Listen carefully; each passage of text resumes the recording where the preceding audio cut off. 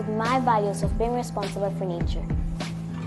It is vital for me to ensure a green and great Mother Earth for all generations.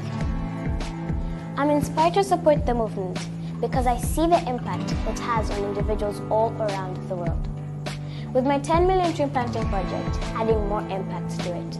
Earth Hour is important because it allows us to work towards achieving better resources for nature. Tourism and agriculture are the backbones for Tanzania's economy, and they're also nature-based. So if we don't stop climate change now, these sectors will collapse. I believe in the power of unity and that the climate crisis is a matter of urgency.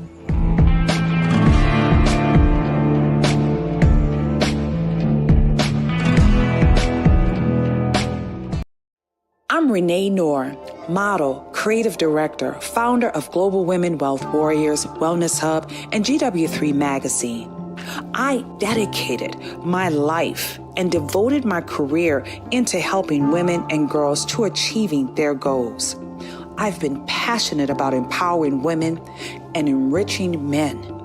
This opportunity in working with the Global Women Wealth Warriors have afforded me the pleasure of traveling outside of the country to be a support unit, most importantly, to help impact and change lives. Our ultimate purpose is to help others to become whole from finance, spiritual, mental, as well as physical. We know there are challenges and obstacles to get you to the next level. However, it's time for you to level up, boss up, and welcome to Power to Soar.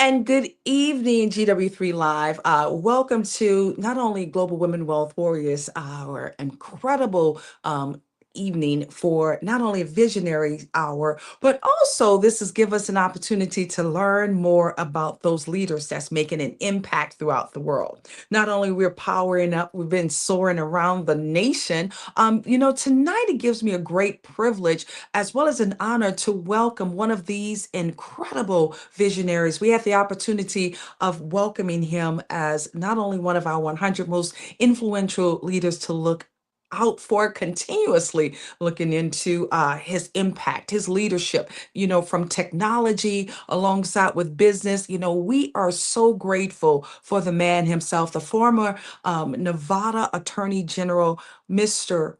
George Chanos is with us. And so I'm going to bring him onto the stage. Hi, George. How are you doing today?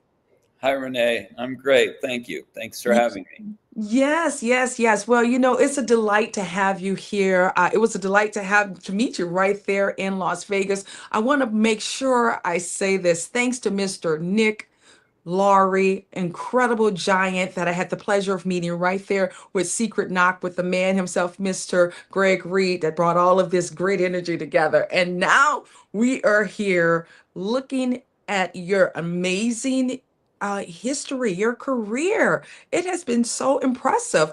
And, grateful that not only you've been able to be an entrepreneur, best-selling author, George, I don't even know how you do it all, but one thing I like to say most importantly, not only do we respect you, respect your legal mind in regarding to just being able to navigate with some of those conversations with the U.S. Supreme Court, but also what you've been able to do thus far. You're author of Millennial Samurai, and I know we're going to learn more about that as well today. But before we go into all these great questions and getting to know you more, I always like for our viewers to, I always like for our interviews to go ahead and introduce themselves. So why don't you go ahead and tell everyone who you are?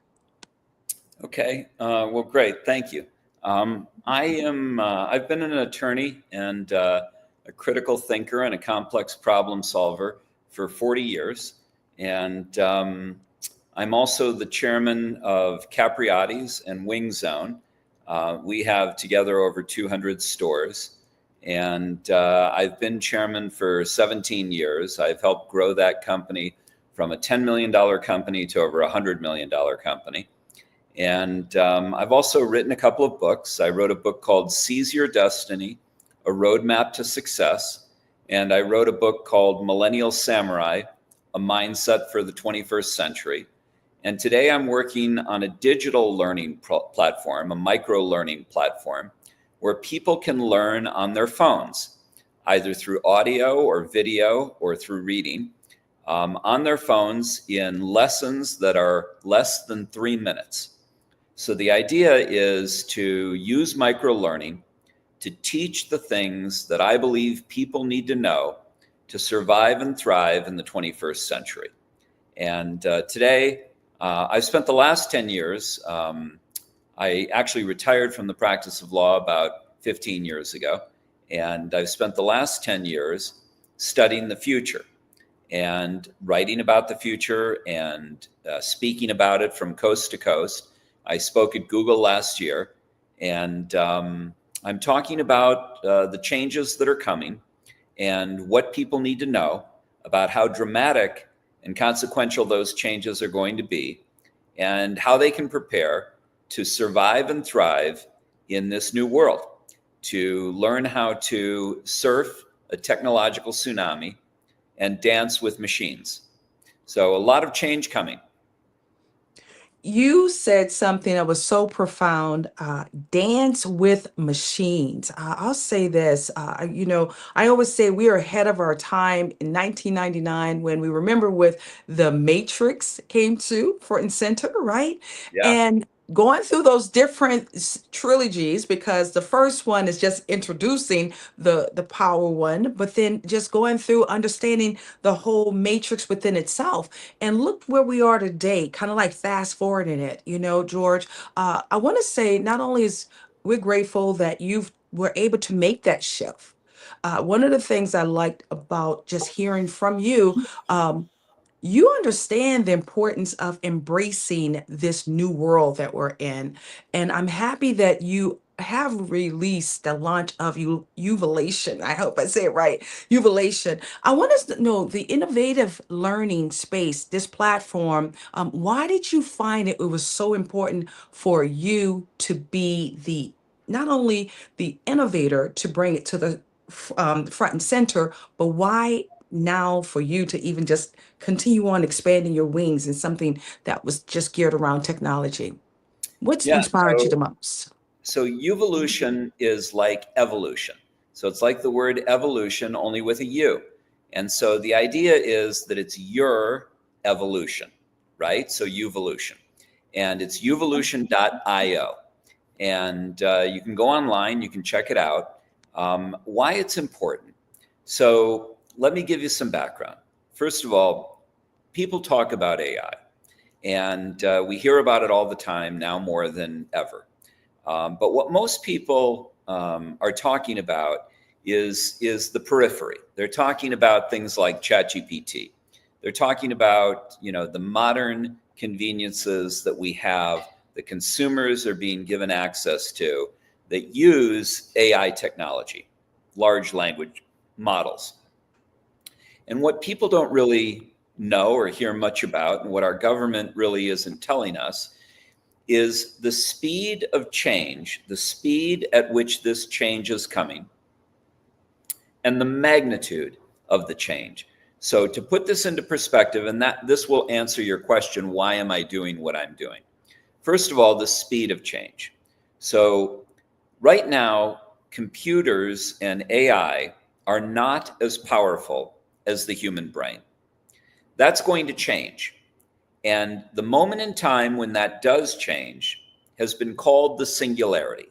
That moment when machine intelligence will eclipse human intelligence, where machines will be smarter than we are. And once that happens, that machine intelligence will learn at an astounding rate. So they say that we'll reach the singularity as early as 2029. That's only 4 years away. Some people believe that we will reach it sooner. Ray Kurzweil, the head of artificial intelligence for Google, says that he believes it'll happen before 2029. And Bill Gates says that Kurzweil knows more about this than anyone he knows. So I trust in that prediction, and I think that that's probably fairly accurate. Elon Musk says it may come sooner. There are those who think it may take longer, but I believe it'll come before the end of the decade. Now, what Kurzweil goes on to say is that once AI reaches the singularity and we have true general intelligence, that it will not remain our equal. By the 2040s, which is less than 20 years away, artificial intelligence will be 1 billion times more capable than human intelligence. The human brain lacks the capacity to even comprehend or imagine what an intelligence that is 1 billion times its own is capable of. But I can tell you this, it will be a tsunami. It will be seismic, tectonic. It will be the greatest advance in human history. And so that's what's coming. So leaders don't run from problems. They run at them. And so that's how I feel we need to embrace this. There's nothing that we're going to do to stop it. And the reason that we're not going to stop it is because it has too many advantages. It's too enticing for humanity to ignore. If used properly, this technology can feed, clothe, and house the entire planet.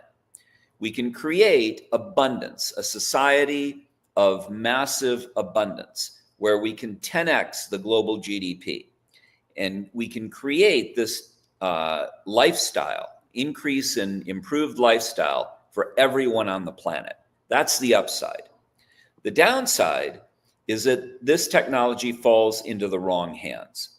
And one pair of hands might be the AI itself, right? There is some belief, a large number of people believe that AI will eclipse human intelligence and ultimately be able to elude human control. And so, where does that leave us? What kind of a leader or a caretaker will AI be for humanity if it's not humans that are controlling it? That's one issue. The other issue is, if humans are controlling it, which humans, right? Is it going to be the United States? Is it going to be China? Is it going to be Saudi Arabia or the UAE? Who's going to control AI? And it's a race. Right now, it's a race towards the singularity. I call it dueling Manhattan projects. The Manhattan Project was the development of the atomic bomb. And, this has the same type of power. And Vladimir Putin said, he who controls AI will control the world, because they will be able to subjugate all other governments. So the issues are existential. They're as big as they get. And what we need to do is to try to make sure that AI is used for humanity, for the benefit of humanity, and that it's not used to create a dystopian type society that turns against humanity. And so these are the challenges, and these are the stakes. And we've never had higher stakes in our existence. Some people postulate that there's a reason why other life forms, we haven't discovered other life forms in the universe. The universe is 13 billion years old, and there are billions upon billions of stars and galaxies that could support life. And so why then haven't we found other life? And one explanation is that there has been other life over the millennia, but as that life increases in intelligence, it creates things like nuclear weapons, like artificial intelligence, and eventually it leads to its own extinction. And these civilizations come and go throughout the arc of time. And that may be an explanation of why we haven't identified other life forms. It's called Fermi's paradox. And so that's the risk. And that's the thing that we need to guard against. The question is, are we emotionally and spiritually mature enough to handle what it is that we're intellectually capable of creating? So we know what we're intellectually capable of creating, Mm-hmm. but the question is, can we handle it? It's like if you gave a Ferrari to a 3-year-old, could they drive it? Could they drive it without hurting themselves? Right? And so that's kind of the parallel. Only it's much more formidable than a Ferrari, and we're much less emotionally evolved than a 3-year-old. So Absolutely. so that's the situation. And I am an optimist. I'm a Mm-hmm. pragmatist, but I'm also an optimist. I don't see any upside in being pessimistic. I don't think that with all of the advantages that it's possible of creating, I don't believe that anyone is going to stop it. The wealthy elite around the world are going to look at its potential to Mm-hmm. expand their lifespan, right? And many of these people will want to live to 200 years old or 300 years old. And Kurzweil talks about nanobots pulsing through our bloodstream, curing all of our diseases. Mm-hmm. Everyone, including the wealthiest of us, are going to want that. And so I don't think they're going to allow it to stop. I think it's coming, regardless of how afraid people might be or how concerned people might be. So I think we need to work under that premise that it's coming, no matter what. And we have to try to create the guardrails and create the public awareness that Mm-hmm. causes the public to demand that it is used responsibly, that it is a shared technology that the entire world benefits from, everyone. It shouldn't just be the wealthy who have nanobots pulsing through their bloodstream, curing all of their diseases. It should Right. be all of us. It shouldn't just be the wealthy that have, superhuman strength and superhuman skills. It should be all of us. Mm-hmm. So that's why when I talk about, surfing a technological tsunami and dancing with machines, Mm-hmm. that's what it means. It means figuring out how we can coordinate and orchestrate this delicate balance between man and machine, between humanity and machine, and or women and machine, if you will.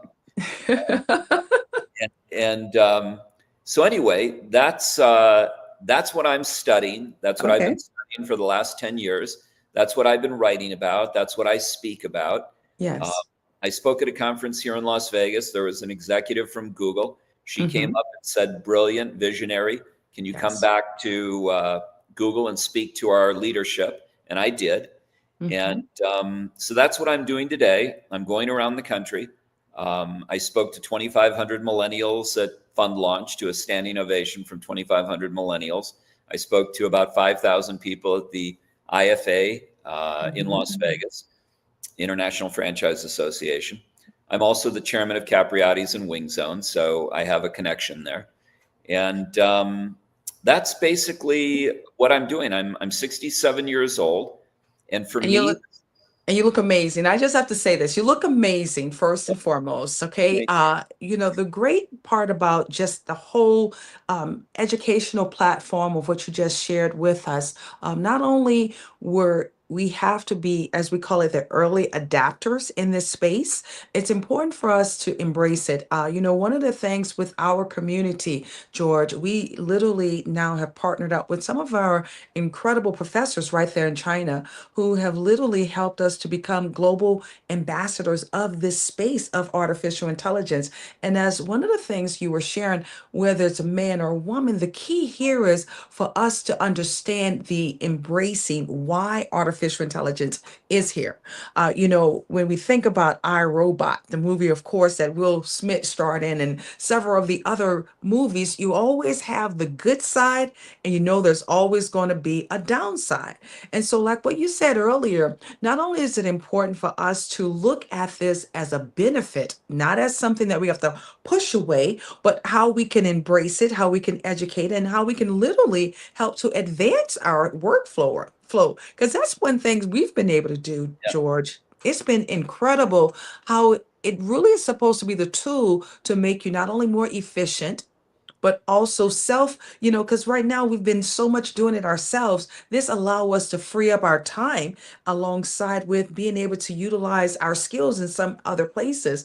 Again, the relationship, that's one thing that you mentioned. Even how you speak to your agent, we're going to call it the agent. It's important, the language that you speak to it, the communication, and then just how you embrace it. And when you're not educated about the whole and understanding of why it's here, you lose that. A lot of people don't even understand it. And so Ray is one of our incredible professors right out of China. He's in about 17 different countries right now. And just really giving us the layman's term of embracing this space, it's been really important. And I say this because women, especially women, because in thriving in business right now, we are literally expanding our wings. But the key here is understanding how this can really help us to become even more successful, Yeah. you know? Yeah, Renee, the probably the most important thing that I can tell you right now Mhm. is that AI is the great equalizer. And so you can take a community that has historically been disadvantaged, and if the members of that community embrace this technology, they will develop skills and capacities and capabilities that will allow them to leapfrog over other communities that may have historically been ahead of them, right? Mhm. Financially Yes. or in business and politics. So you can take a young person, a young girl, a young boy from an economically disadvantaged neighborhood. And if you teach them how to use AI, they can become massively successful. And so it really is an opportunity for everyone on the planet. It democratizes opportunity, right? Because in the past, think about this, in the past, knowledge was what differentiated different groups, right? In the Middle Ages and historically, you had the monarchies and you had the churches and you had the wealthy that had knowledge. They had access to books. For many years, the Bible wasn't even written in English; it was written only in Latin, and only those who spoke Latin would be able to read it. So knowledge was confined to the few. It was the Enlightenment period and the development of the Gutenberg press that allowed knowledge to spread, and that became the democratization of knowledge. Well, now knowledge is actually going to be secondary because knowledge will be ubiquitous, meaning it will be everywhere. Everything that I know, you will know. Everything that any question that you can think of, the answer, instead of, in back in the day, I had to go to the library when I was a kid. My daughter goes on her cell phone and Googles something or asks ChatGPT. In 10 to 20 years, no one will even have to go on their phone. You'll think of a question and the answer will come to you seamlessly, wirelessly, through the cloud. This is what Ray Kurzweil is saying of Google. And so knowledge will be everywhere. So the great differentiator, if you have this knowledge in the sky, and it knows everything, it's all knowing. And all you have to do is ask the question and you'll get the answer. Then what will differentiate us is not knowledge, because we'll all have access to knowledge. What will differentiate us is intelligence, the ability to formulate the right question, to think of the right question, right? All that knowledge in the sky doesn't do you any good if you don't know what to ask it. So today, prompt engineering and AI whisperers are the people that are writing the questions in order to get AI to give them its best work. So an example of that is I can put in a prompt that says, give me a video of a little girl running through a field. And the AI will give me a video of a little girl running through the field, because that's all I asked for. But someone else could say, give me a very high definition video of a little girl who's approximately 9 years old, who's dressed in a white lace dress, who's running through a field of yellow poppies, right? I want the sun to be coming from the north. I want the clouds to be scattered. I want the time of day to be 2 p.m. And you can be very, very specific on your requests, on your questions. Let me turn this phone off. Okay, not a problem. We are here enjoying the interview with the man himself, Mr. George Chanos, former Attorney General of Nevada, and now definitely a guru in the space of not only artificial intelligence technology, but truly the advancement space. Artificial intelligence is here. It's not something that we have to wait for. It is right now. It's here. It's here right now. And it's accessible to everyone that's watching this program. Right? Yes. So you need to learn how to use it. And it's not hard. You don't have to be a coder. You don't have to be a technologist. You don't have to be, well-versed in mechanics or technology. All you have to do, you do it every day. You use your phone every day to text, right? You text people, right? Well, you can text ChatGPT 5. And you can ask it questions, and it will answer the questions for you, right? You can ask it, what is Donald Trump's position on free education, right? What is someone else's position on universal health care? When do you think we might have a universal basic income, right? All of these questions, whatever it is that you're thinking about, you can ask AI, and it will give you some of the best answers that are available today from a source of intelligence that today has an IQ equal essentially to what Einstein's IQ was already today. Yeah. And so you're going to have, and soon you're going to have a source of intelligence that is double, triple, quadruple, 10x, 100x, 1000x, that level of intelligence. The difference between ChatGPT 4 and ChatGPT 5 in some areas is a difference of about 10x. In other areas, it's a difference of 1000x. And so the leaps in improvements are astronomical. And we can't gauge that by what we're seeing, because they're not releasing to the public the latest technology that they have.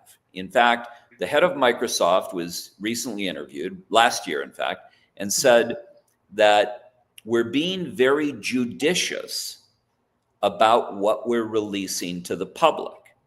And what he's saying there, the way I read that, is that they can't give the 3-year-olds the Ferrari yet. They can't give us what they have. They can't give us a technology that has a level of power that would allow someone to do something terrible, right? Like create a nuclear weapon, right? Yes. So they're being very careful about the level of power and the level of technology that they're releasing to the public. So it is increasing at a geometric exponential rate today. It's already happening. Every day it's getting stronger. Every day it's getting smarter by leaps and bounds. And you're not seeing it, but don't believe that it's not happening, because Right. it is happening. Now, the good news is that what we already have at our disposal allows us to become immensely productive, far more productive than we have ever been capable of being in the past. And so if you learn to just embrace this technology and begin to understand how to use it and how easy it is for you to use it, soon you won't even have to type. In fact, you don't even have to type now. You could on your phone just dictate the questions into ChatGPT 5. And so just speak into your phone using Siri, and it will, type out what you're saying in ChatGPT 5, and you'll get your answer. If you want to write an article on something, if you want to write a resume, if you want to write a blog post, if you want to create a post for social media, if you want to put together a marketing plan for your company, if you want to develop scripts that are used to increase business and revenue, ChatGPT 5 can do all of this for you today. And you don't need an expert, and you don't need to pay anybody. You can do it on your own. And so you just need to learn to use it. I was in Whole Foods the other day, and I overheard a guy talking to another worker, and he said, "I want to write a book of poetry, but I don't like to write, but I have ideas for poems," right? And I stopped him and I said, "Are you aware of ChatGPT 5? Because you could write your book of poetry. Just go on it and say, I want a poem about this," right? Right. And Right. it will write you a poem. Hmm. I want a poem about compassion, right? And I want it to be 100 words, and it will do a 100-word poem. You could even say, I want it to include these words. I think that the poem should include these 10 words and whatever other words you decide to add. And it will create a poem. You could say, I want a poem about my husband. Here's my husband. Here's information about him. He grew up here. He's this, he's this old. He likes these types of sports. He likes this type of food. He likes these movies and actors. He likes these professional teams and athletes. Can you do a poem about him? And it will do a poem about your husband or your Yes. wife. And Hmm. you can take it to them and you can present it, print it out, present it to them, and they'll marvel at it. They won't Yes. understand how you created that poem, right? Hmm. So this is Yes. just a small example of the types of things that you could be doing today Yes. using this technology. Available on your phone. It's in the App Store. You download ChatGPT 5 and Yes. start using it. If you really, when you put it into perspective, because I'm a visual person, right? And if we can remember in the movie, especially with Trinity, it was the time where she had to become the hero, and she had this amazing helicopter. And I guess it was Neo that asked her, "Can you fly the helicopter?" She said, "Not yet." And as soon as he dropped that into her system, she says, "Okay, now let's go." And literally that's what's happening right Yeah, now in now time. yeah, What I appreciate so much, it really, like you said, it helps us to speak differently. It literally, it's almost like it's fine tuning us, and that's how we have to look at it as well. Because the more information you feed it, the more it can give you that visual that you need. In addition to that, it's almost like it automatically, it definitely has a way of not only recording everything you do, but it's like it's storing information about you. And now you can go and ask ChatGPT based upon your skills, based upon things that you do. What is the best industry that you can supersede your knowledge and your skill base? How can you grow from a six-figure income to a seven, eight-figure income? And literally, it will provide you with all of the guidance alongside with that. And I love what you're saying too, George, because it's just that, it's to help to stretch us, to Yeah. get us out of our comfort zone, to get us out of the traditional way so we can really sharpen ourselves, but really be everything that we possibly can, reach our Yeah. full potential. There's no excuse anymore. No excuse. There's no excuse anymore. Think about this. Yes. So, what if you had read the 100 most important books ever written? Right? Would you be smarter? Right? Yeah, you'd be smarter. Right? So you could go to ChatGPT and you could say, "Give me a list of the 100 books, the most important 100 books ever written," and it will give you a list. And then for each of those books, you go to the top of the list, you pick the first book, and you say, "Give me an executive summary of this book. I want 500 words on what is the main takeaway from this book," right? Now you could do that for all 100 books, and you would have a summary of the takeaway, the most important, most salient points from all 100 of those books. You could say, "ChatGPT, tell me 10 businesses that I can create with no money. I have no money. Tell me 10 businesses that I can create, that I can start without a dime." And it will give you 10 businesses that you can create with no money.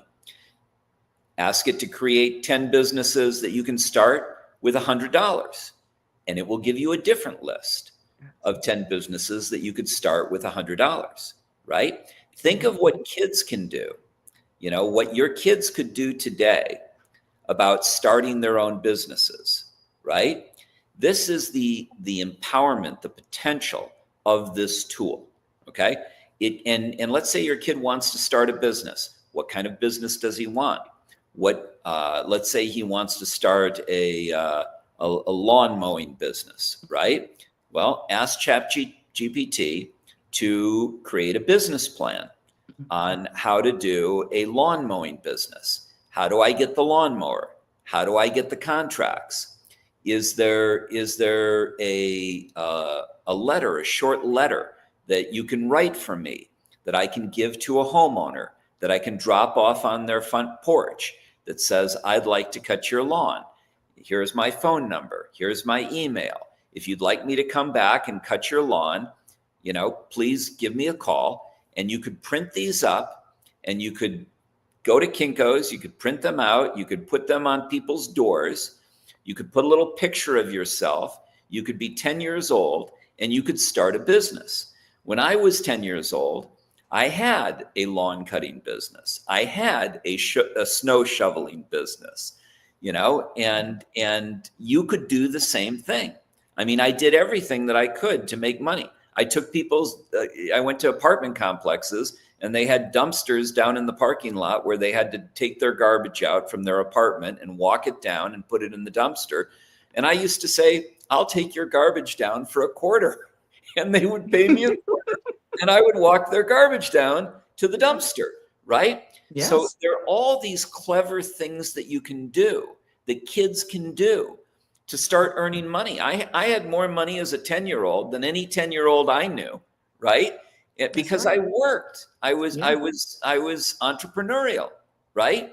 And today, I've taken a company from $10 million to $100 million, right? I'm still entrepreneurial. So, these are the opportunities. These are the things you can do. Henry Ford once said, and Oprah Winfrey has echoed this sentiment: "If you believe you can, you're right. And if you believe you can't, you're right." Okay? Whatever you believe is the most important thing. Do you believe that you can do this? Are you filled with a sense of hopefulness and aspiration, right? Because if you are, so Oprah was interviewed in 2014 at Stanford University, and she was asked about her investments in Africa. And she had built a girls' school, and she had built a library. And unfortunately, they did not take hold. They failed. And she was asked, what did you learn from the failures of your philanthropic investments in Africa? And she said, I learned that in order to succeed, you first have to believe in your potential to succeed, in your ability to succeed. You have to have a sense of hopefulness and a sense of aspiration. If you don't have that hopefulness, if you don't have that belief, then a book in a library is no different than a piece of firewood. You may feel that your time is better going down to the river and getting a bucket of water for your family than going to the library and reading a book, right? But if you believe in your potential to succeed, if you have a sense of hopefulness and aspiration, then anything is possible. So what parents need to do is they need to fill their children with that sense of hopefulness and aspiration. And then they need to tell them, go learn about ChatGPT, right? Isaac Asimov wrote 500 books. He was a scientist. He was a great, great fiction writer. And the only thing his father ever gave him, he had no money. So he only gave him one thing. He gave him a library card. And Isaac Asimov went in and he read everything.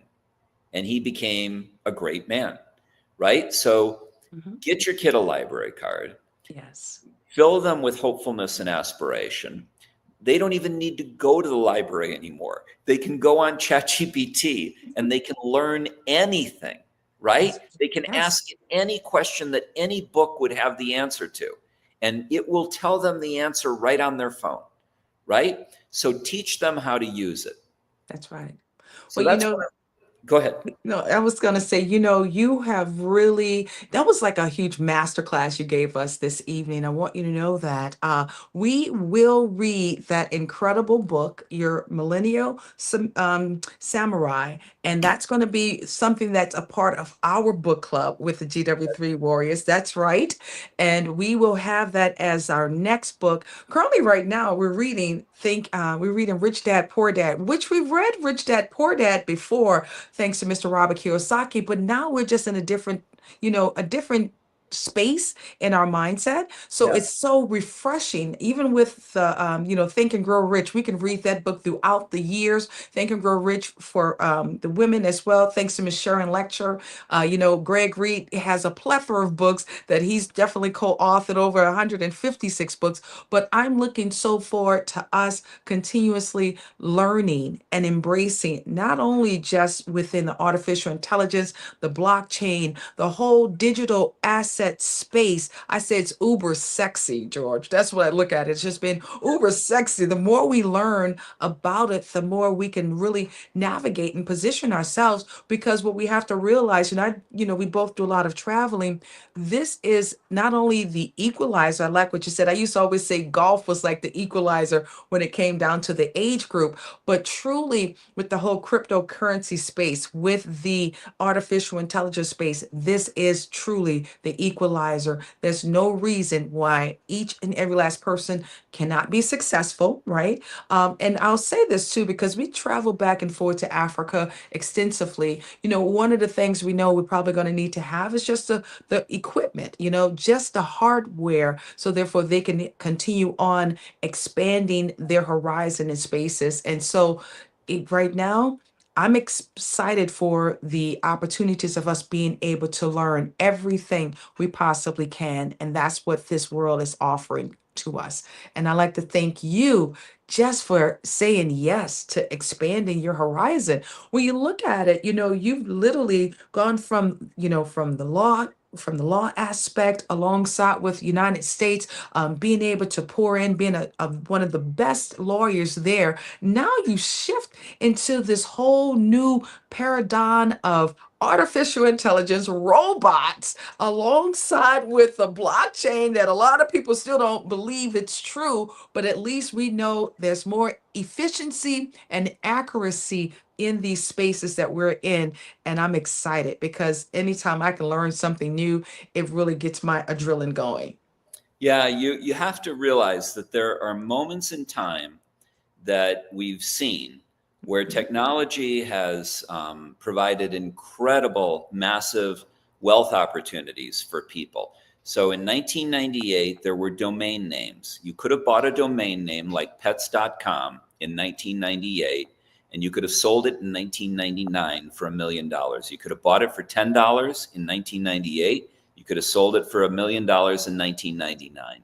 So that was an opportunity. Most of us missed that opportunity because we weren't in the information flow. We didn't know about it. In 2010, Bitcoin was 10 cents. You could have bought Bitcoin for 10 cents. Today, it's over $100,000, right? So if you were in the information flow and you were learning about these things in 2010, you'd be a multimillionaire right now. In 2015, you had another chance. You could have bought Ethereum at 6 cents. And now it's over $3,000, and it will be much more. In 2017, CryptoPunks were NFTs that came out. You could have gotten them for free. By 2020 to 2022, they sold $2 billion in CryptoPunks. So a CryptoPunk could have been worth $30 million. So today, there are new opportunities that are coming out, and you need to be aware of them, and you need to be in the information flow. So there's a couple of ways to do that, to learn about what's coming and what's happening. One is to get this book, Millennial Samurai. The chapters are only 1 to 3 pages each. So you can learn about things in 3 minutes. You can read a chapter in 3 minutes. The other thing you can do is you can go to uvolution.io. It's like the word evolution with a U.io, and you can sign up for Uvolution. There's information on there for free, and there's information on there for $8 a month. It's very, very affordable. And then finally, you can go on my Substack. Again, there's information on there for free, and you can subscribe for $8 a month. And so these are ways for you to get into the information flow and for you to be on top of what's happening so that when the next thing comes out, the next domain name, the next CryptoPunk, the next Bitcoin, the next Ethereum, you'll read about it or you'll hear audio about it on either uvolution.io, on my Substack, or by reading Millennial Samurai. These are great resources for you to get into the information flow, and that's where you need to be. Everybody put some fire emojis up. Hashtag information flow. That is going to be right where we're going to not only embrace this space.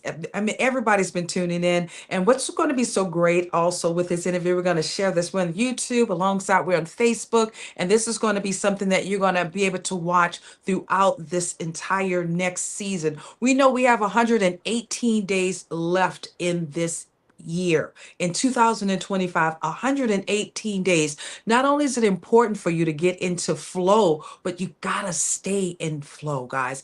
Access. Many people don't understand having access is the key. But once you have that information, what are you going to do with it next? Yeah. You can't sleep on your dreams, you cannot sleep on it. You have to take action. And so I'm grateful, George, that not only that you said yes to coming, being a part of our Power to Soar Leadership Conference after you summit, after you left, we're like, oh my God, we need some more of George. And so thank you for this interview. This is just the beginning. You already know we're getting ready to pour you in. Oh, look at the baby. That's Tokyo. Hey, Tokyo, so beautiful. What do you want to say, Tokyo?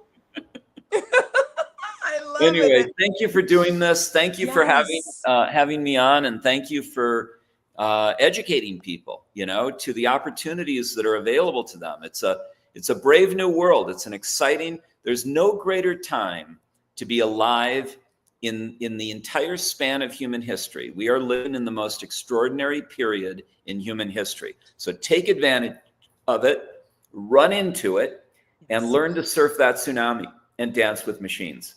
Ooh, I love that. Well, you reminded us so much. Most importantly, and while the future is moving, it's so important for us to enjoy the speed of change. We have to embrace this space, and you know what? There's nothing to fear at all.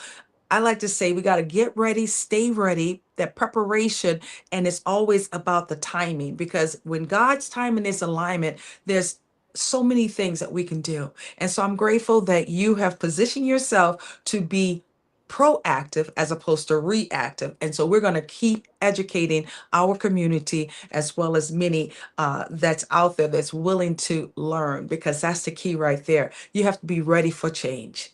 Yeah, It's you do. something that, yeah, you got to be ready for it. Well, George, we're rolling our shoulders back. We're putting our heads up. Not only we're excited that we are the chosen ones, and I say that because as the chosen ones, we're embracing this universe. It's literally a playground, guys. So not only are we going to get busy and living our life boldly, even better, but unapologetically with all the access and all the resources that we have, guys. It's your responsibility to be a part of this informational flow. Information flow.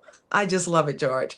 Well, thank you again for showing up with us with the GW3 Live. We look forward to seeing you on the other side of your greatness. Thank you, Renee. Bye for now. Bye-bye.